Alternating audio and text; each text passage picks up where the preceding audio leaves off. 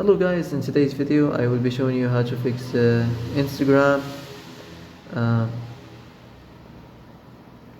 how to fix Instagram isn't responding problem. So the answer is easy. Just go to the settings and then scroll down to the apps section and then go to the search and search Instagram and then go to the storage, and here you will find this clear cache option. Click on it. Now you can go check it if it worked, and if it didn't you can try to restart your phone or turn the Wi-Fi off and on, or the Bluetooth or the airplane mode.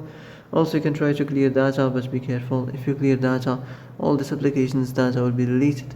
This includes all files, the settings, the accounts, the databases, etc. So be careful if you want to clear your data.